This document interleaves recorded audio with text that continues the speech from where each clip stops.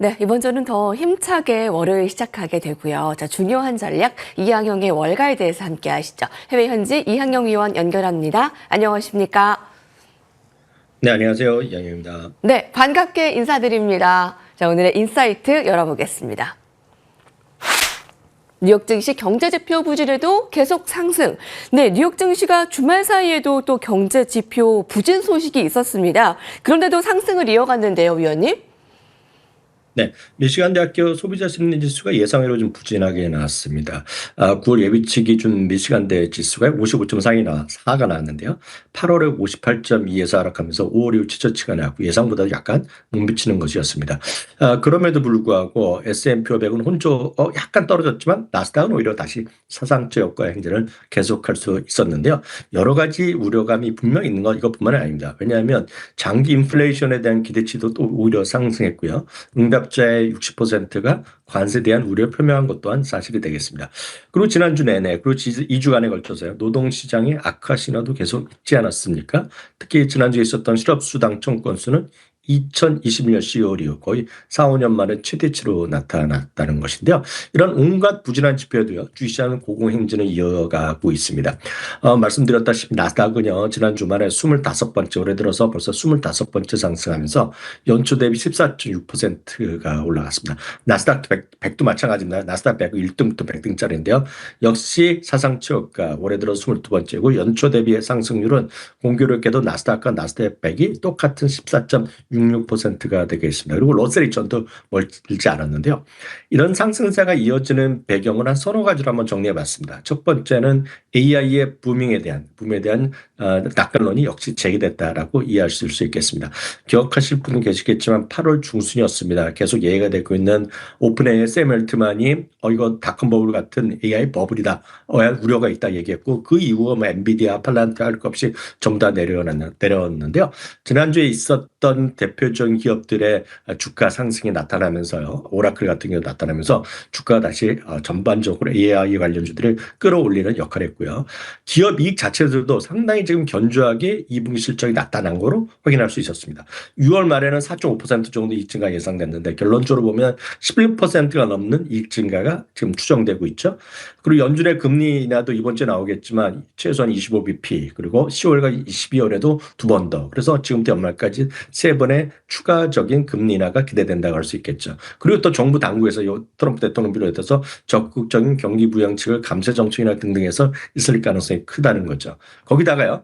기술주 중심의 강세가 투자자들의 어떤 심장을 좀 뜨겁게 달고 있다라고 보셔야 되겠습니다. 가장 대표적인 것이 흔히 얘기해서 매그세븐, 매그니피션트 세븐을 포함한 기술주가 되겠는데요. 특히 AI 관련 주식들의 실적과 이런 성장 기대가 시장을 견인하고 있다라고 일단은 단적으로 얘기해 드릴 수 있겠습니다. 네, 변동성 높은 국내 증시에 비해 왜 이렇게 뉴욕 증시는 탄탄하게 가냐, 그 배경과 함께 그 월가 시각들 좀 알아봤습니다. 자, 그러면 오늘의 헤드라인 좀 살펴볼 텐데요. 먼저 마켓워치에서 제시한 소식부터 전해드리겠습니다. 매그니피센트 시가총액 20조 달러 돌파 소식이 전해지고 있습니다. 사실 M7 종목들을 안에서 좀 교체해야 된다라는 목소리가 있었는데도 불구하고 좀 그렇게 좀 뒤처지는 것 없이 가고 있나요? 네, 시가총액 전체에서 40% 넘나들고 있는 매그세븐이 되겠는데요.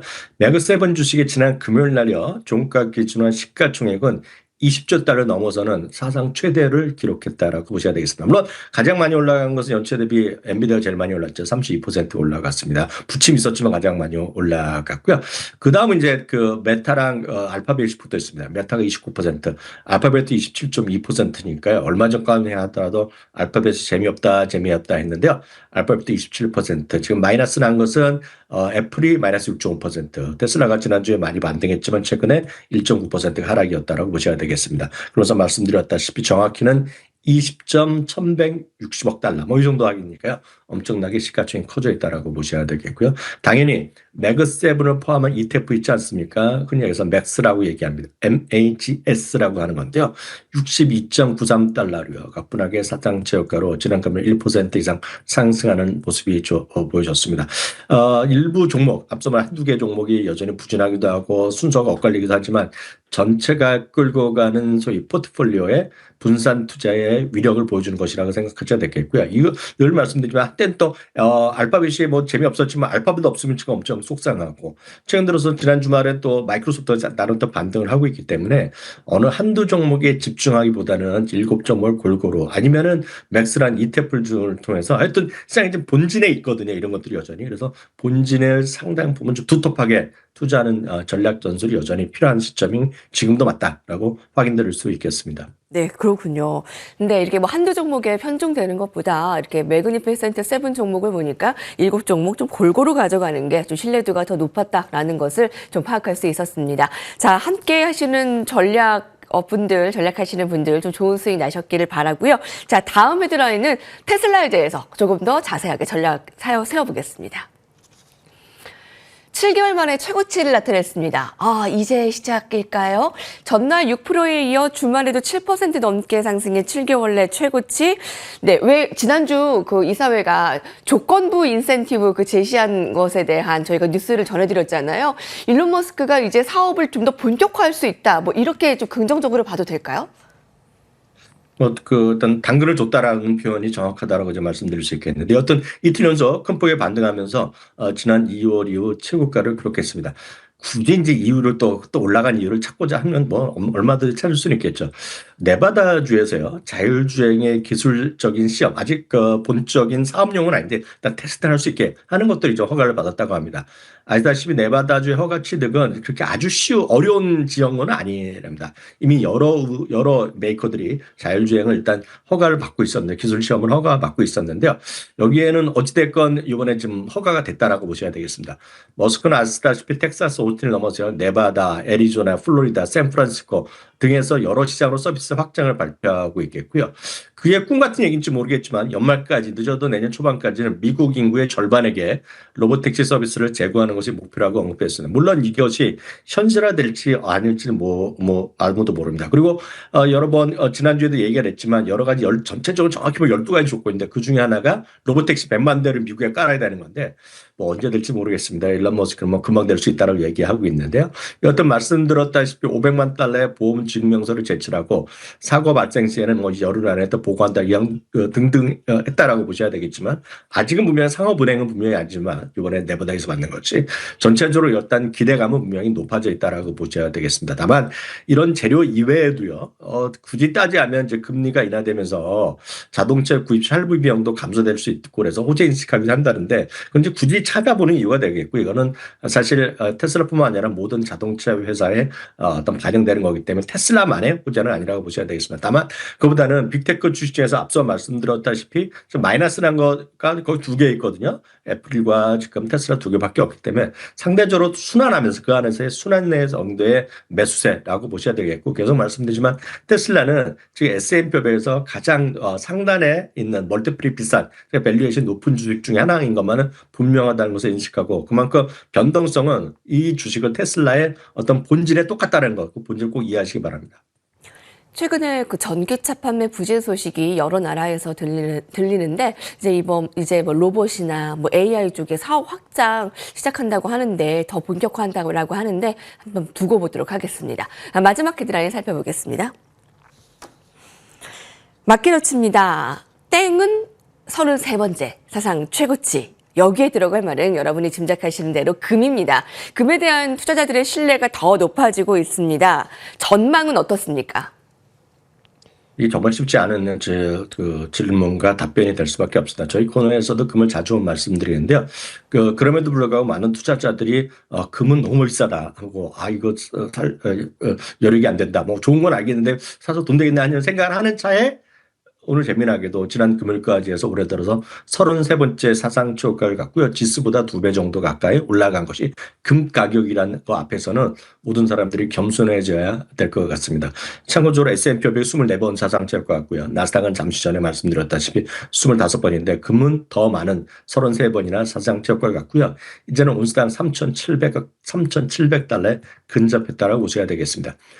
이것도 여러 번 말씀드렸다시피 왜 이렇게 올라가고 있느냐. 핵심 동력은 역시 역시 중앙은행들에서 금에 대한 매입을 늘리고 있다라고 보셔야 되겠습니다. 미국 달러 채권보다는 미국의 금의 매입을 좀 늘리고 있다라고 하셔야 되겠고요. 두 번째는 역시 인플레이션이 줄어든다 하더라도 인플레이션의 압박이 계속 있거든요. 그러다 보니 금에 대한 가치가 불변이라는 가치라는 것에 해치 수단으로서의 가격이 있겠고요. 늘 얘기 나오는 이제 지정학적 불확실성은 늘 같아 돌아다니는 그런 이유가 되겠습니다. 어찌됐건 중요한 건 금 가격이 사상 최고가를 가고 있는데요. 제가 이 순간에 다시 한번 이것도 사실 뭐 7, 8년대 똑같은 말씀드리고 있는데 금에 대해서는요, 방향성 투자라는 것은 얼마까지 올라갈 수 있다. 이런 얘기는 수도 없이 많은 사람이 하지만 이게 쉽지 않습니다. 왜냐하면 금은 이익을 반영하는 거 아니지 않습니까? 금이 어떤 이익을 냅니까? 그렇기 때문에 그보다는 전체적인 금융자산 중에 일부를 금으로 투자한다. 말씀드렸다시피 적게는 5%, 많게는 20%, 30% 정도까지 여러분들의 금융자산 중 일부를 금으로 투자하겠다는 것 자체는 저는 그건 뭐 진리라고 저는 생각하고 있습니다. 다만 금 투자 방법은 진짜 5만 가지가 있습니다. 본인의 성향을 아셔야 되겠고요. 이 모든 상품이 과세 여부가 다 다르고요. 과세 방법이 다르고 뭐 종급 금융종합세 뭐 다 해당되는 것들이 다 들어가고 말고 빠진 게 있습니다. 그리고 수수료 등도 다 천차만별이기 때문에 정확하게 본인에 맞는 것을 제가 방송에서 찾아드릴 수는 없습니다. 다만 제가 드릴 수 있는 것은 가장 정확하게 금 시세를 반영한 것은 미국에서 거래되는 금 ETF입니다. GLD라는 ETF가 세상에서 가장 큰 금 관련 ETF가 되겠고요. 국내에서는 금에 관련된 ETF는 에이스 KRX 금 현물 ETF가 있는데 장점이자 단점은 장점 편하게 표현해야 되지만 이게 김치 프리미엄을 해서 국제 시세랑 따로 노는 경우가 많기 때문에 이거는 상당히 이제 유의할 필요가 있습니다. 다만 뭐 세금의 혜택은 분명히 있겠고요. 가장 또 더 쉬운 방법은 KRX에서 직접 쉽게 해서 증권회사 계좌를 통해서 직접 여러분들이 사시는 건데 그것 역시 김치 프리미엄이 많이 붙어 있다라고 보셔야 되겠습니다. 그 외에는 또 우리나라 일부 은행에서 금 통장 제도를 여러 번 하고 있는데 그거는 정확한 시세는 대한민국이 가장 정확한데 단점은 이제 세금이 들어갑니다. 그리고 거래 비용이 약간씩 들어간다는 그런 장단점이 있고 가장 뭐 여러분들 좋아하시는 골드 반대 부가세라는 방법이 있고 여러 가지 문제가 있기 때문에 이 부분은 각자 정확하게 본인에 맞는 걸 찾아가시기 바랍니다. 네. 자, 금도 그렇고요. 뉴욕 증시 마지막 전략, 왜 종목 어려우신 분들은 ETF 추천을 해드리는데요. 뭐 예를 들어 코덱스 미국 나스닥 100, 코덱스 미국 S&P 500, 아주 익숙하실 겁니다. 여러분 QQQM 그리고 SPLG 최근에 흐름들은 어떤가요? 네, 그래서 말씀드렸다시피 가장 여러분들이 편하게 할 수 있는 거는 지수에 투자하는 겁니다. 벤치마크에 투자하는 겁니다. 우리나라도 마찬가지죠. 우리나라도 코덱스 200에 투자하는 상품이 제가 봤을 때 가장 무난할 수 있다라고 보셔야 되겠고요. 특히 미국 S&P 500이나 무슨 그 나스닥 100에 추정하는 QQQ 아니면 우리나라에서 거래되고 있는 미국 S&P 500, 나스닥 100 추정 ETF가 제가 봤을 때는 웬만한 분들이 지수를 가장 추정하면서도 안정된 수익을 올릴 수 있기 때문에 기본적으로 초보 투자가 할수록 일정 수준 많게는 4, 50%를 지수 투자하는 것이 지나고 나면 꽤 높은 수익이 나더라는 것도 제가 조언을 드릴 수 있겠습니다. 네. 탄탄한 우상향 함께 하시기 바랍니다. 말씀 감사합니다. 감사합니다.